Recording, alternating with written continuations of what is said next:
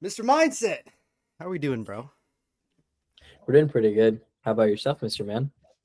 I'm doing better, a lot better actually. Um, but yeah, like I was saying before, I kind of changed my approach and perspective on everything in life, and it's working really well. And I'm actually kind of curious on what your thoughts are with this approach. Okay, go ahead. Let's hear it. So right Oh, should now, I introduce myself first? yes, yes, of course. Okay.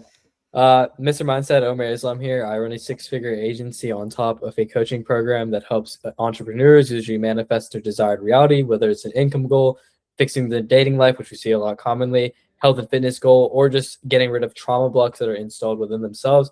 I've currently worked with around 13 of them achieving their desired reality, and I continue achieving that. And yeah, it's known as Reality Aikido. So we're here right now. There it is, Mr. Mindset, There you and go. I'll put your socials and everything in description too. So if anyone's watching this video, want some mindset sauce and want to manifest your way from wherever you are in life right now to where you want to be, this is the guy to go to. But, Yeah. but let's dive right in. So, yeah, I wanted to ask you Hmm. what kind of your thoughts are. It's working really, really well for me right now. So it's actually a perspective change, I would say, honestly. But Okay. I noticed myself, I guess, so what I did was like self-reflection, right? I went through all of my journals, and obviously I'm not going to read all of it, so I plugged it into Claude, you know. And I had it Yeah. summarize my entire life based off my journals because I had a very consistent habit of journaling how every single day went. If you guys aren't doing that, it's like it's so fucking useful because you can use that It is. data. So useful. But what I did was I took all of these journals and it dated all the way back into like the end of 2022. I Mm. would say almost every single day was journaled. I would say like 80, 70% of every day. So I took all of those journals and then I put it into Claude, right? And I would ask it, identify what patterns I've had in my life and tell me what's wrong. So it kind of summarized to me. It's like, so you've been in this constant loop of I was in this constant loop of like improving myself, right? So getting in a much better place, having all my habits and all of my routines, the work, everything I needed to do in my business to a point where it was at peak. But the moment I got to that peak, I it told me that I started self sabotaging because it was almost as if like I was addicted to progression, and if I felt a plateau, I needed to create a problem for myself, right?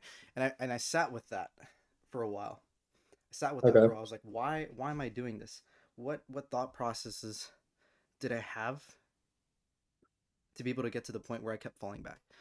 And the one thing I realized is I would have a why, obviously, to why I'm kind of doing everything, business, um, relationships, all these different goals that I have for myself, right? And pretty much I realized I didn't have a strong enough why. Now I had a why, but I never reminded myself of that why. I would always forget. It was always on like I don't know, I was taught by this fucking guru, blue shirt Mm. man. It's like Okay.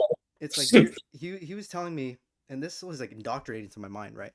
And he was telling me it's like, yeah, your why and your vision cannot be linked to anyone else, right? Yeah. And well, I told him it's like, well, I want to retire my parents. They worked really hard to get me here. Um, for context, my parents were they came from a war-ridden country, like Vietnam. My grandpa Yeah. was a lieutenant general um, for the Vietnamese army, right? And he got in prison, and pretty much he got rescued. He was actually fighting on the southern side, so he was on the American side, the side that got cooked, and he got rescued by the Americans, and they flew us, my whole family, my dad, all the way over to the U.S. Right, so it was an entire story.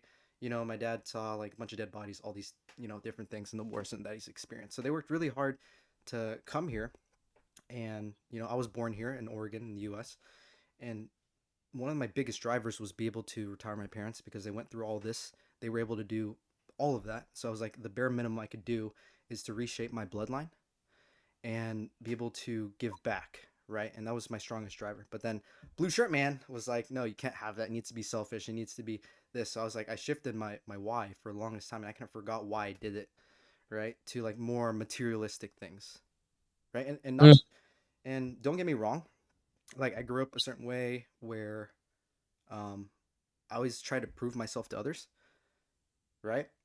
And part of me also, part of my why is to basically prove others wrong, but at the same time, it's also to prove that if I start this, I can finish it. Because in the So past, I like would, yeah. So, women. hmm and because in the past, I would work really, really hard on certain things. Like I used to play basketball. I genuinely believed when I was a kid that I could, join the NBA. I Mm. worked really, really hard, right? And like I would wake up at 5 in the morning, 4 in the morning, go to the gym, shoot hoops every single day, and then after that, after school, I would play basketball at school. I would play basketball after school. I did all this work, but then I always saw others working 10 times less hard, always surpassing me, and that pissed me off. So there's a point where I kind of just gave up, and that pattern kind of repeated itself throughout my life, and I always thought I was never enough. So a promise that I made to myself was, if I start this business, I'm going to absolutely wipe everyone out, right? And I'm going to prove myself that I am worthy, that I can finish what I started. And that's kind of when I extrapolated my why from that. And what I've done differently recently is that I've taken that why. I've been able to remind myself every single day. And also, well, yeah, that's kind of been fueling me, right? And it doesn't feel rough, it doesn't feel anything. And another thing that I kind of changed about my perspective on everything is my relationship with guilt and shame, right? So obviously there's things you do every day. Like for example, you're supposed to be working on your business. You're not supposed to be, you know, like scrolling or, brain rotting on Instagram and things like that. And in the past, I would lie to myself and be like, "Oh, well, I'm just taking a break, this that," to escape the feeling of shame and guilt that I am not acting as the person that I want myself to be. And so I changed my relationship to that, and pretty much what I did was like, no, it's okay to feel guilt and shame, but not in the bad way where you put yourself down, but more as if you my perspective on it is you're looking at guilt, shame, anger, and all these negative emotions as a positive trigger to tell you, like the universe is telling you, hey, this is not in line with what you're supposed to be doing. And I Mm. kind of took that, and it's been fueling me a lot recently. Even when I do work and I don't feel like doing it and it feels off, I feel resistance. Instead of taking a step back, because that's one of my biggest patterns in the past was, um, whenever things got hard, I felt like there was something wrong, and I felt like I needed to fix it, right? But and don't get me wrong, there was a fix, right? But in doing so, I kind of stopped doing everything. I stopped putting in the actions. I stopped putting the inputs to work on it. But that was kind of my own cope and escape from the actions that I needed to do. But rather now I change my relationship to it, to where it's like, if I feel this resistance, it's a sign that I'm heading in the right direction. And ever since I changed my relationship to these negative emotions, like it's almost like they feel good now. It no longer feels bad. It's more like whenever I feel it, it motivates me to try even harder, and it makes it more fun because I'm finally accepting these negative feelings as a part of me and a part of the journey rather than something I have to run away from. What are your thoughts on that? Well, there's a lot you uncovered, but we can start off with like the basics. Is like a lot of people carry around like they view guilt, fear, anger, grief as a lot of bad emotions, and they are bad emotions, but it's kind of like what you said too, is like these emotions are lower vibratory states of consciousness, meaning that anything that you're thinking from these states are either going to not help you or they're going to help you. So you did good by reframing them and allowing yourself to feel them. Now, here's the thing, right? If you've been feeling guilt and shame for a very, very long time, like it can, like you notice it as an oscillation, but you try to stop it, which is what you're doing good at, right? Is you're actually allowing it to flow through. Is if you decide to repress those feelings, think about it like this: anytime you try to stop something, it becomes like a bulb that's just going to keep it trying to explode. And there's going to be one day where it just explodes entirely and you're just sitting there, right? Because you just didn't allow yourself to express it, Mm-hmm. which is something you're doing good at, right? But here's the thing that a lot of entrepreneurs have to be very careful with the whole idea of resistance. Do I agree that resistance towards things like, for example, building a team, making content is a good thing? Yes, it is. There's going to be a lot of people that experience resistance and they're able to walk through it and go through it. However, there's an easier way. You mentioned something earlier about you going through ups and downs, and every time you went through an up, right, you plateaued. You get what I'm saying? Mm-hmm. It's the simplicity of like coming to an understanding, and I see this with a lot of people I work with. So there was this guy that recently joined me in February and January. That was actually his main problem, is that he went through ups and downs. And the thing about it is the universe is always going to oscillate with rhythm. What I mean by this is in the Kabbalion stated in the law of rhythm is everything has an up and everything has a down. The universe always moves towards a natural things of progression. However, this up and down can obviously look like this. You know this to be true as well. Yeah. But the reason why self sabotage happens within most people is because one, it's either their older frequency is starting to realize that they're about to essentially die. So it's going to project the resistance towards you, and your job is to move past the resistance, right? Because if you don't move past the resistance, then you're stuck during that. So it's usually a good sign. The second thing is if you've noticed yourself defeating the resistance over and over again and coming back to the same spot, is because your subconscious mind has not registered that reality that you want to occupy as something as normal.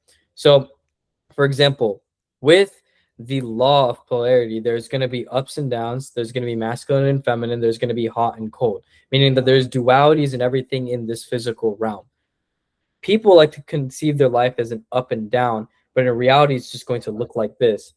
With a lifeline, there is no roller coasters. With a storyline, it just goes like this. Maybe Mm-hmm. there's a climax, but it'll go in a straight, natural order progression where everything stabilizes. Because what the universe likes more is a reality that is stabilized, because it doesn't have to create a lot of energy to keep that reality, right? Your frequency is so calm and collective that it's just a baseline thing. So with the problem of viewing everything as an up and down, it is good to see it as a pattern of when you're about to go down. But the actual way to break the pattern of up and going down is by making a new identity that views it as the bottom. So now you're looking at it, right, from a stance of like, okay, so I'm at my up, but what my up is now going to be a down. So for example, there used to be a time, I'm sure even Leighton relates to this too, where I used to, let's just say in 2023, right? I used to view making like $1,000 like the most insane fucking shit in the planet. Now I'm pretty sure me and Leighton do this pretty fucking frequently to the point where it doesn't matter. But the reason why it became a normal thing in both of our realities and even my reality is because I was able to see the high and now create an identity that looks down above it. So you're the thing about the universe is, right, is if you're noticing self-sabotage, it's not because you're sabotaging, you're going back to what you think is normal. Mm-hmm. The lows are always going to be the normal. So it's about transmuting the idea of when you hit your high, you make it your new normal. Like think about it like this, like you don't actually really necessarily, you're going to always be constantly evolving in self-improvement to the point where like the version of yourself that you think is the highest is actually going to be the version of yourself that's going to hold you back in the future too. It's always going to be a cycle of it. But here's what people do with this, and this is a main thing, right? This is known as alignment days. Okay, this is something that I actually recently coined. Is Whereas a lot of people, they're not going to fight the resistance, right? Or let's just say they're not going to overpass the resistance, right? Because they think, oh, I have to work on my mindset, so I don't have to take the action. Everything is not okay. Sometimes you can be subconsciously aligned to the point, but you still might feel resistance. You still need to put the input in. Alignment days is simply when you're focusing too much on the mental frameworks that you forget to take physical action. Yeah. I think that's exactly what I was experiencing uh, before, and until I kind of changed the perspective around it, because it's like I don't fight resistance anymore. I don't Yeah. fight it either. It's more so it's just there and it exists. and I'm just gonna do the action I need to do regardless of the resistance being there. And in doing so, what I've noticed is the resistance goes away much faster. Oh, Much 100%. I faster. feel like as a guy, especially as like a man too, like you it's better to do things that you don't want to do. You know what I'm saying? Because Hmm. that's an actual skill set that you actually genuinely need. Could that contradict what I was saying about, oh, you have to view it above you so it becomes your new low? I don't necessarily think so, because like that's something that you're always going to have to do. It maybe it's your new normal. That's what makes you a leveraged person, someone that has a skill set, being able to do things when most people can't do them, especially harder things, right? Because if you do the harder things enough to a point, right, it's gonna actually be normal. Like it becomes a normal part of your life Yeah. by No. confronting it. Actually, 100%. 100%. Like, no, that's what I'm experiencing right now. Actually, it's like, Mhm. so you know how like there's a, that there's this voice in your head, and you can, I've labeled that it as my old identity, right? And how I kind of see it is your true self is the one who takes action on the things that he actually wants to do, regardless, and it's not controlled by things like pendulums or other sorts. You can still feel them, right? But how I see it is that that voice in my head that's like, oh, like for example, if I'm going to the gym and there's this voice in my head, it's like, no, I'm tired today, I'm sore, and things like that. And one thing that's worked for me in that aspect is I labeled it as the old self, right? So I've now labeled that as something that is not a part of me, Yeah, rather it's external identity that I built to stay safe and comfortable over the years, and that it's not actually me, and then I actually identify with the person that I want to become, if that yeah. makes sense. Yeah. It's like you're gonna be thinking 60,000 thoughts on day per average due to scientific studies.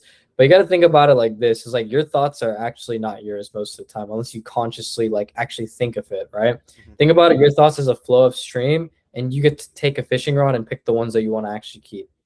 So like even by doing that, it's something that a lot of people need to hear this actually, because I think the most root of downfall is mental thinking and being able to choose your thoughts. How in transurfing they specifically say that you're able to choose your reality, you have to choose your thoughts, meaning that you're going to experience negative things like resistance and positive things like euphoric thoughts, but you get to choose which one becomes reality. Because a lot of people think that thinking positive all the time is going to get you what you want. It's like there's some things where thinking positive is not going to be the best thing. Like, for example, if your grandma dies, are you going to be fucking happy in alignment?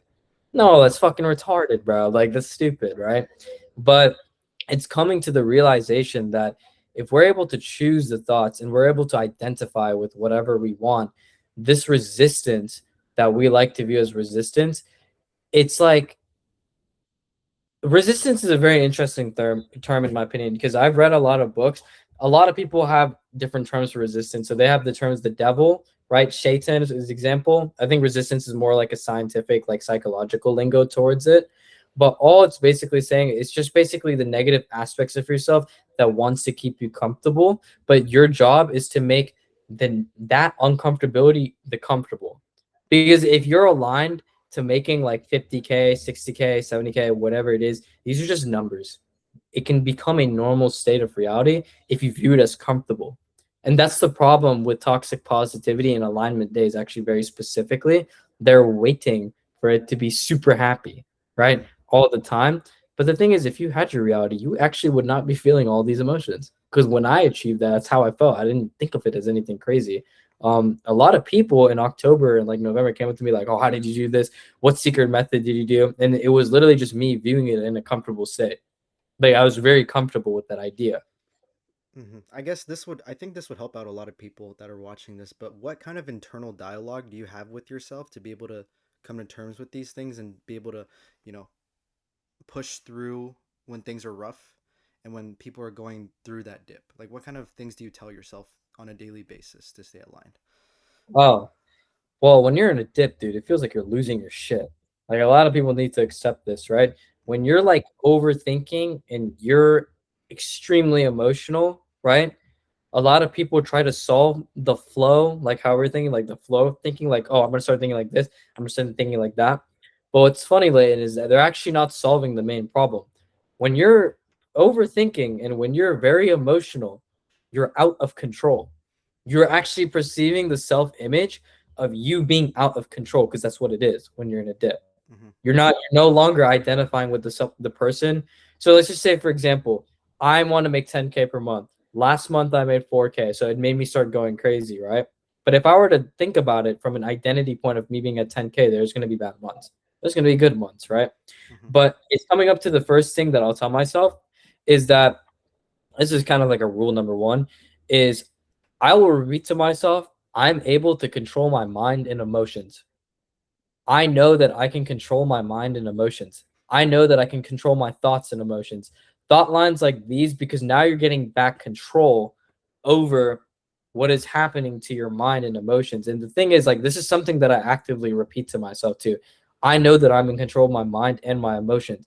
Even if I can feel it, like how you described the resistance, right? I will tell myself this actively every single time during the dip, because the first thing you need is control. It's like if you want to control your reality, if you want to control any dips or oscillations, you need to control yourself, because the whole reason that actually happened is because you weren't able to control yourself to a degree when something bad happened.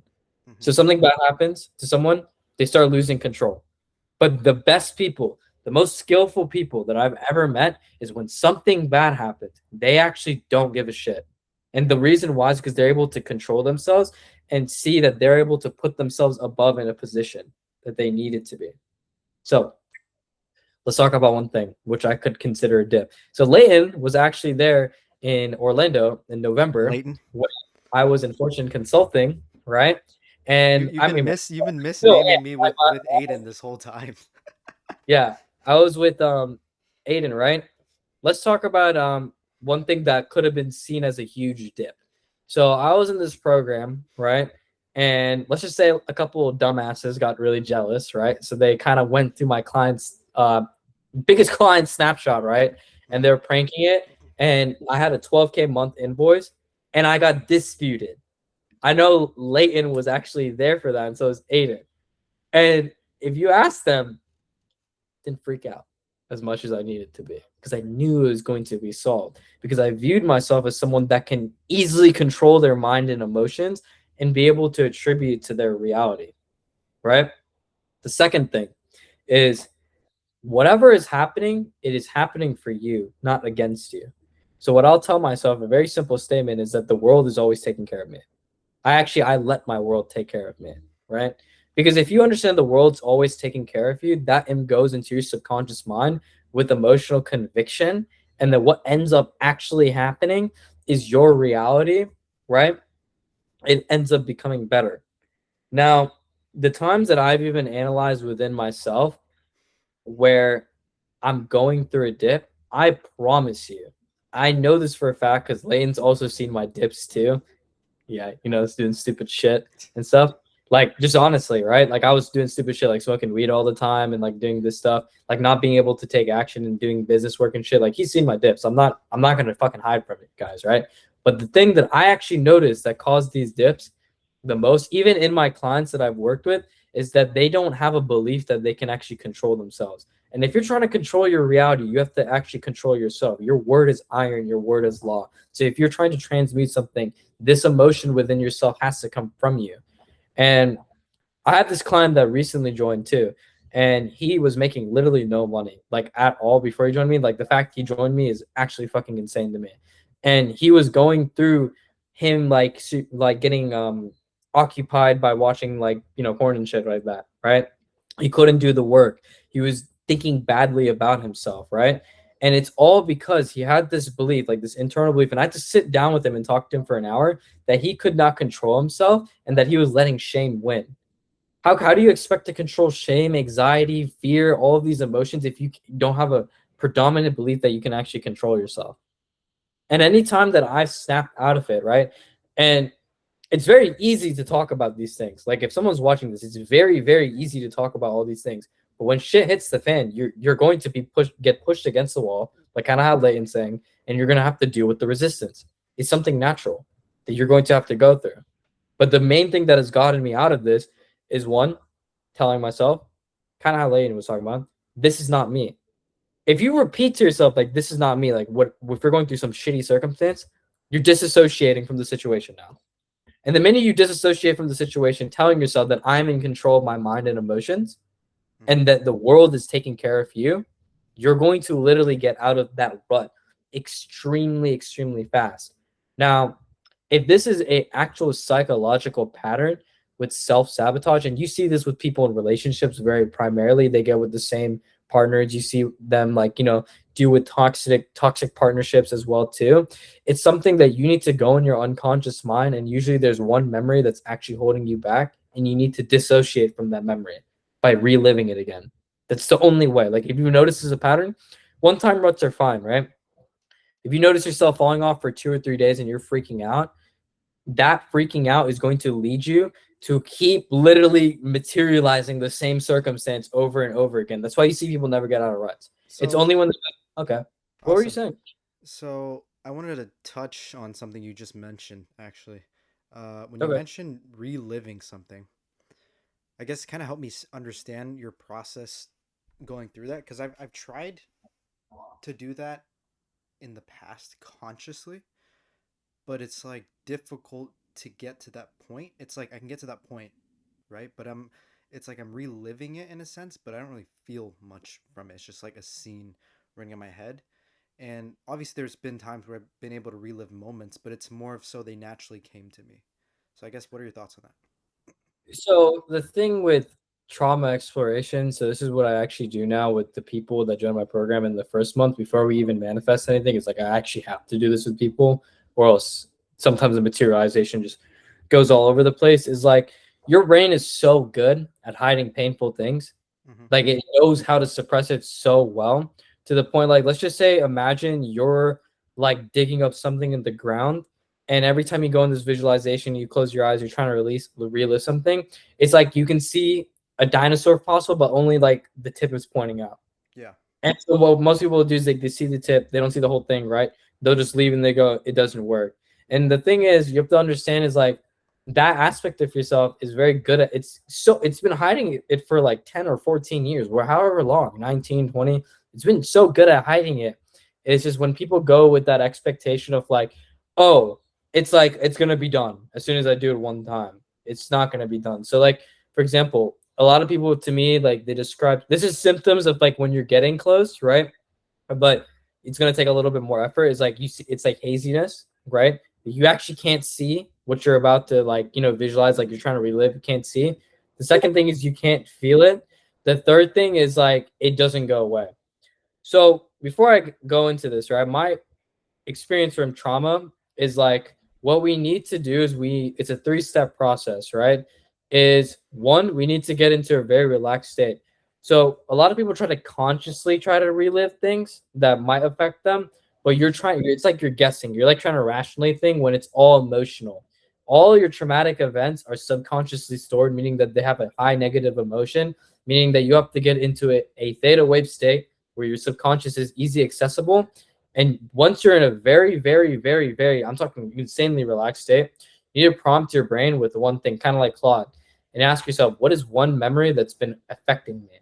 And here's what's going to happen.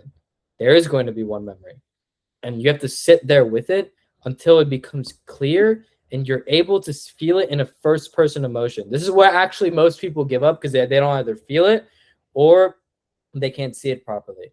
But if you do this long enough, like even this first step, getting into a clear meditative state and then going to see the visualization, what's going to end up happening is you're going to see it one day fully for what it is because you've gone up to, like, you're owning up to it. Like your brain doesn't think that you would actually want to confront it. And it's actually very good at protecting things. Mm-hmm. So the second thing is when you're able to feel and see what is happening to you, it's gonna fucking suck. And the thing is, you're like, your mind knows it's gonna suck. Like it wants you to get away from it, but there's gonna be a point where it's just like you have done it so many times to the point where you can see it. Once you see this, right, you're gonna start feeling emotions like such a shame, angriness. For me, it was very angriness. Like, um, when I did this for the first time, right, is I was kind of reliving something that happened with my parents, Mm-hmm. and I felt a lot of shame that I wasn't able to make them stay together because like I wanted them to stay together. My parents are divorced, right? but I felt the shame because I saw them fighting and I thought it was my fault. So what ended up happening is I kept feeling the shame to such a high intensity. Because you got to think about it like this: all trauma is repressed emotion, repressed high emotional negative emotion. Kind of goes back to our previous talk, whereas you have to allow those things to flow out, or you're else they're just gonna stay in there.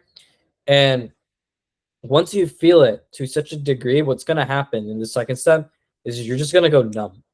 You're actually not going to feel shit Mm-hmm. from it. And what this means is you've actually fully expressed it. But the second thing you have to do is the third thing you have to do is dissociate.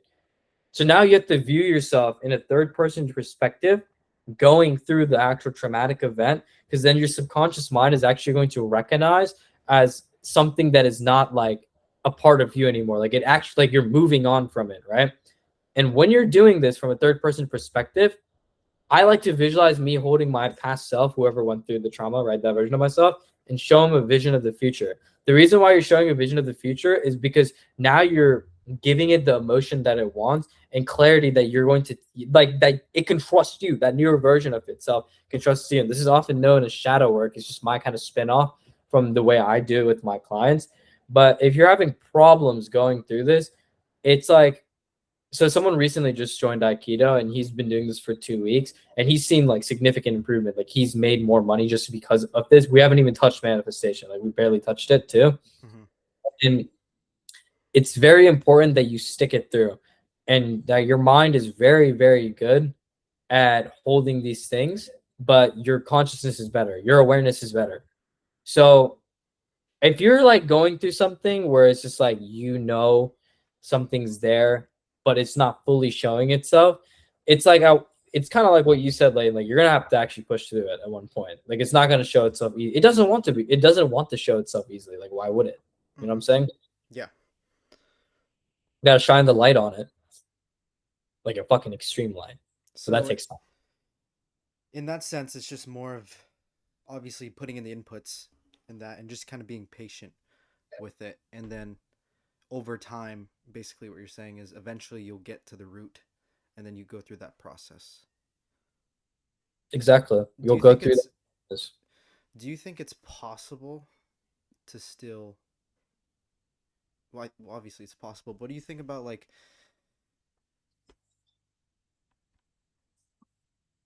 do you think it's necessary to solve every or majority of the things that people deal with in order for them to reach their success? So like are you talking about like the trauma part? Like Yeah, what are we exactly talking about? Yeah. traumas. So like the reason why is like I know this from experience from coaching people is there would be some clients that did fantastic and then there's some clients that are not doing good.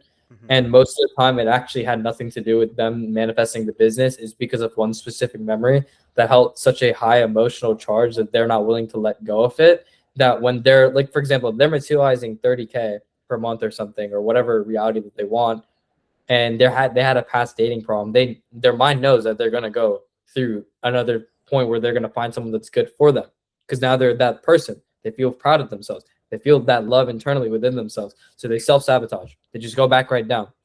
And I have to work, like I realized this with so many clients that I stopped telling them the manifestation stuff and I actually advised them to work on this more, and I actually saw them improve like tenfold. So now it's actually became a standard procedure of when a one-to-one client comes with me that I actually have to go through all the subconscious blocks, including the psychological frameworks. And truthfully be told, I think this is why most people fail in manifestation. I don't think anyone ever talks about this shit in this space, about shadow work and the psychological effects of you having like to be able to materialize something. Like you can have the inherent skill of materializing all the knowledge, but if you have subconscious block and emotional wounds that you have not taken care of, it's going to keep materializing until you face it.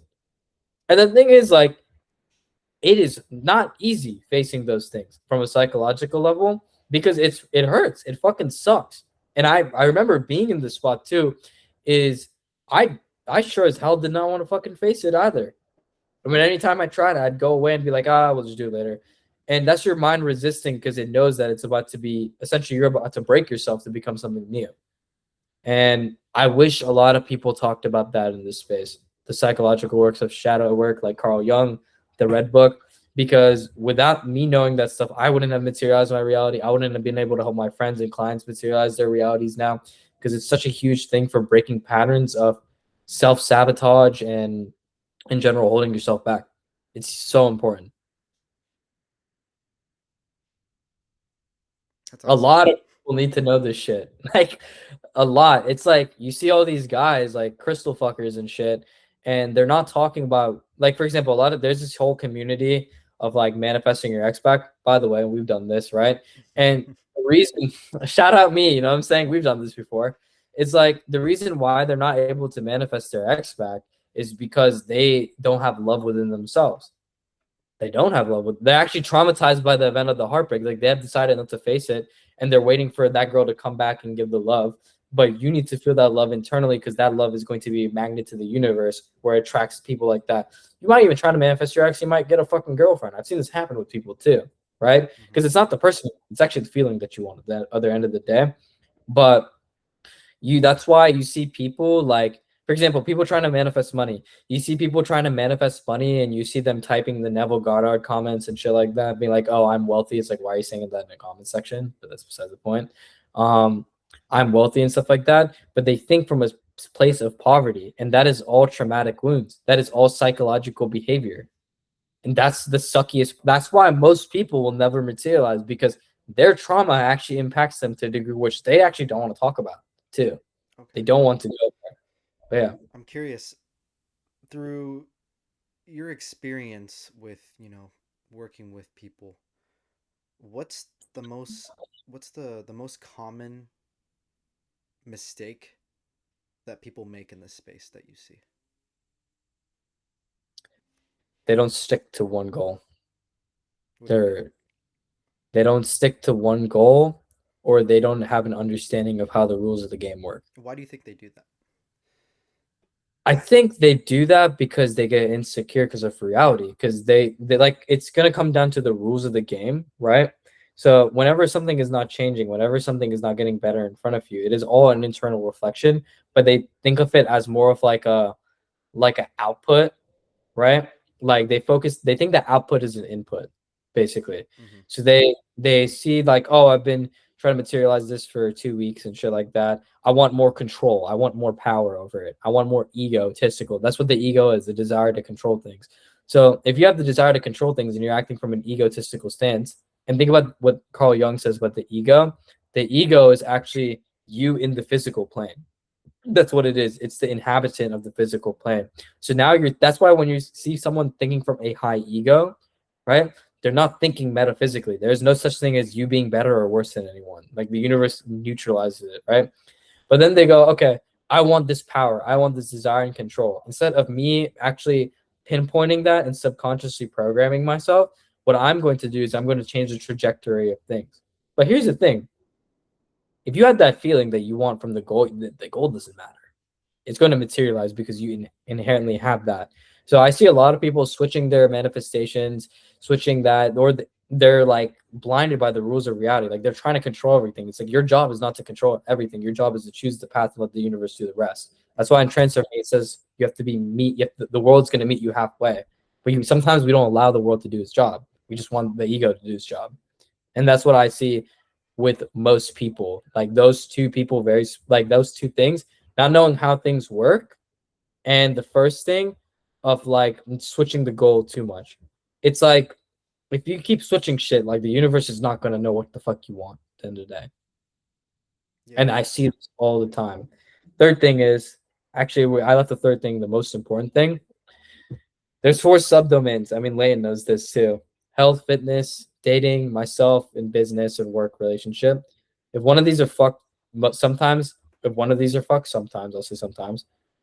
Like if your dating life is fucked and you know that's something that you truly passionately want and you decided to ignore it, everything else is gonna fall apart. I I guarantee you. 100% agree with that. That's actually one of the biggest things that I preach on my channel. Actually, I just made a Yeah, recent video about that. How I've shifted I my attention watched. from. I watched. You watched it? Yeah, I watched it.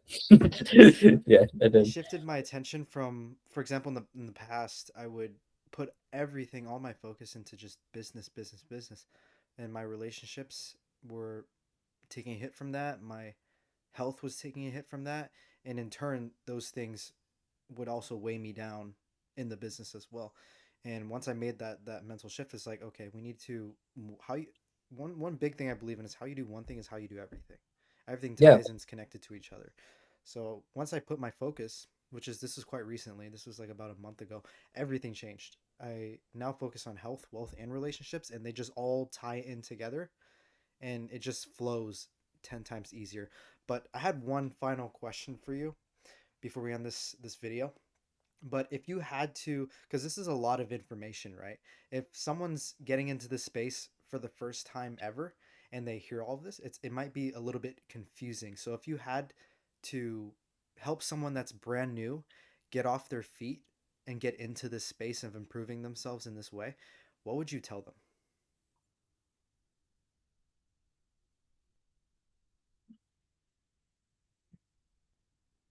You're about to go through something awesome, but it's gonna be confusing as fuck for the first time.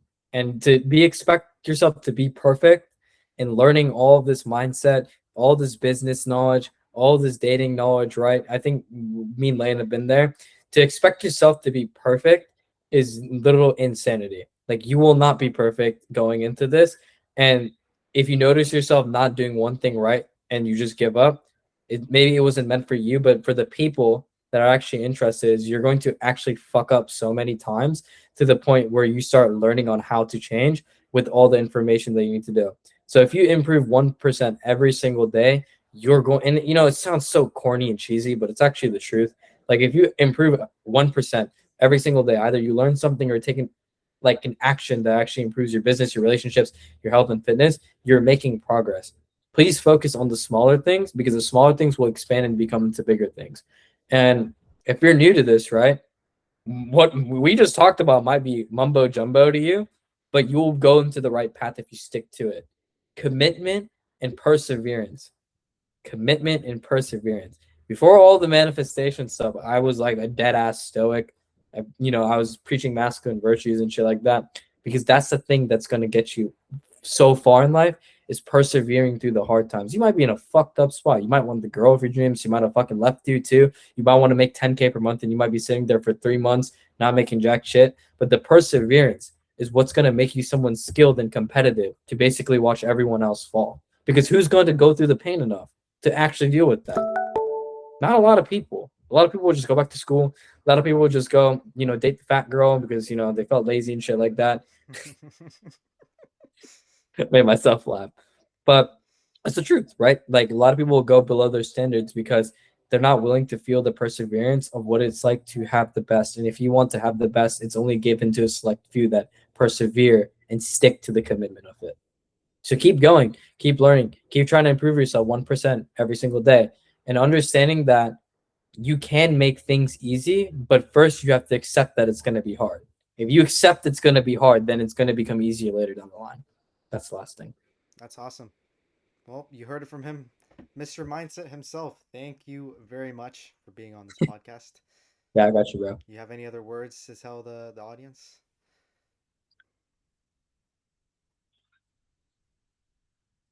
If you watch this video fully throughout and you did not skip, you actually you're listening and you might be a little confused, or you might have had a light bulb moment of me and Layton's conversation. Don't give up. Look into this shit. Like, I swear to God, do not whoever this is, it could be like some 16-year-old, 17-year-old, like, don't fucking give up. I've seen so many great people fucking that they could have had money, they could have this, but they decided to give up. So please, for the love of God, use this information and look into it and actually improve yourself. Whether that's you joining my program, whether that's you watching our content, just don't fucking give up. Don't be a bitch. That's pretty much it. There it is. Awesome. Your favorite spiritual coach. Woo. Well, if you guys enjoyed the video, leave a like, subscribe, and then I'll leave you Mr. Mindset's socials and everything down there if you guys want to get in contact with him, any inquiries, or join his mindset program. I would 10 out of 10 recommend it if you are trying to do self improvement or grow in any aspect of your life. Check him out. Yeah, I won't manifest your X back though for you.